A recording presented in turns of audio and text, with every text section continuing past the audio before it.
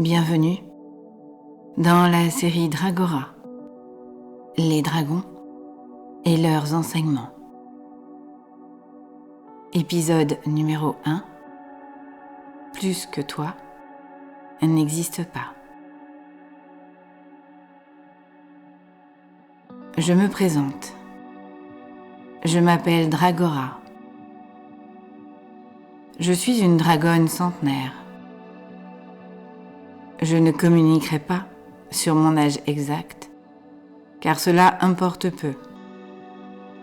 L'important est que tu saches que je suis là pour toi et que toute la sagesse et tous les enseignements dont j'ai pu m'enrichir au cours de mes traversées, de vie, de monde, d'univers, de dimensionnalité ou de multivers, je vais te les partager, si tu veux bien m'écouter et vibrer au fil de ces épisodes partagés.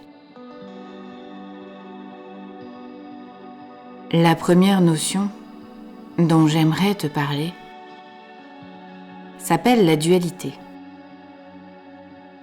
Elle existe sur ta terre, Gaïa, de manière exacerbée, parce que c'était l'expérience à mener dans une corporalité. Laisse-moi te rappeler que pour suivre mes enseignements, il te faut d'abord accepter et intégrer que tu es divisé en deux. Tu as un corps qui est de la matière et ce que vous nommez âme, qui est une énergie pure. L'outil dans cette corporalité, tu es une âme incarnée. Ceci posé, j'aimerais t'expliquer pourquoi il est si complexe d'être deux dans un corps qui lui-même va expérimenter la dualité, à commencer par votre différence première, le sexe avec lequel vous arrivez. Une dualité qui, dès le départ, va vous différencier, homme ou femme. Le débat aujourd'hui est d'ailleurs lancé dans votre société par ces corps liés à des émotionnalités et des rôles tranchés et qui ne se sentent ni l'un ni l'autre. Pourquoi ? Parce qu'en refus d'être stigmatisés par une matière qui, par un sexe, peut les déterminer. Et si on prenait l'histoire à l'envers ? Et si on recommençait en acceptant qu'il existe deux corporalités différentes, mais qui ne déterminent en rien notre façon d'être et de penser ? Et si on imaginait que cette corporalité spécifique est là pour vibrer ensemble, un sentiment généré par le contact et la beauté d'échanger, voire de se fondre l'un dans l'autre, pas seulement dans la matière, mais également vibratoirement. Et si on imaginait qu'en tant qu'énergie pure, c'est comme ça que tu peux évoluer ? Je t'explique. Quand de la source des sources tu es né, tu en as été scindé, sous la forme d'une source mère, qui s'est ensuite divisée, puis redivisée, pour créer ce que vous appelez âme, et pouvoir évoluer dans le multivers. J'appose ici un mot qui n'existe pas vraiment, puisque nous parlons d'un espace sans limitation ni temporalité. Tu es donc cette âme qui, en ce moment de conscientisation, évolue sur cette terre que vous nommez Gaïa. Dans l'expérience que tu es en train d'effectuer, tu vis dans un monde de dualité, où tu es sans cesse en train de rechercher un équilibre pour ne pas te dévaloriser, ni trop blanc, ni trop noir. Ne pas passer pour un saint, mais ne pas non plus être l'enfer sur terre. Vois-tu ta difficulté? Compliqué, non? De toujours être sur ce fil, comme un funambule, à assurer chaque pas pour ne pas basculer dans la noirceur ou la trop grande pureté. En effet, tu n'es ni l'un ni l'autre. Tu es cet accord entre tes ombres et ta lumière.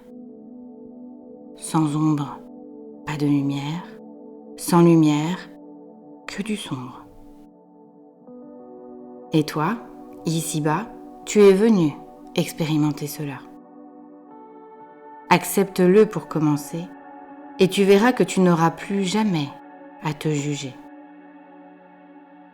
Te regarder sur ce trajet, oui. Identifier que parfois tu as plus penché d'un côté, ok. Mais sans pour autant te dire que c'était inapproprié.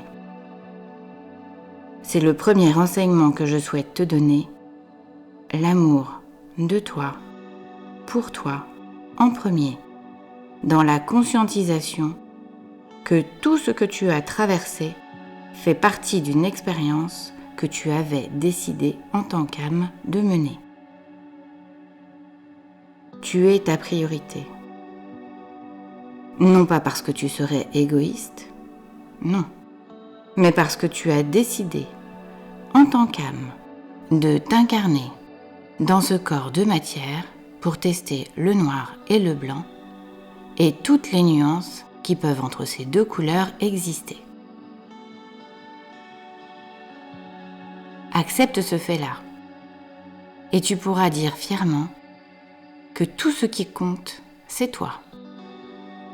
Et plus tu te rapprocheras de cet équilibre harmonieux en toi, âme et corps, polarité féminine et polarité masculine, matière et énergie, émotion et acceptation de leurs vibrations, plus tu pourras rayonner de toi à toi cette essence incarnée et plus tu seras en paix. Et c'est là, seulement là, que tu seras dans ta vérité et que tu pourras l'autre aider en lui montrant à quel point il est bon en premier de se retrouver soi dans la compréhension de ce que l'on est venu apporter à ce monde en perdition. La liberté d'être, de parler, de communiquer, de s'exprimer de soi à soi en premier, entre son âme, sa spiritualité, et son corps, cette matière, là pour nous permettre de vibrer l'amour de l'unité.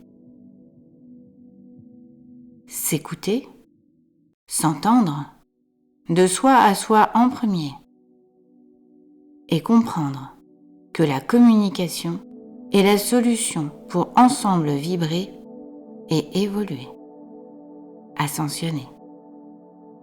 S'écouter pour pouvoir entendre l'autre, s'entendre pour pouvoir écouter l'autre.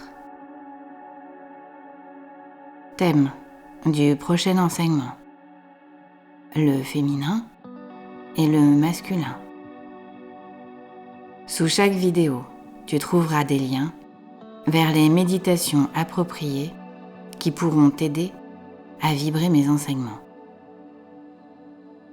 Et si tu en as envie et que cela t'amuse, tu pourras nous identifier dans les nuages ou par le lien du commentaire sous la vidéo.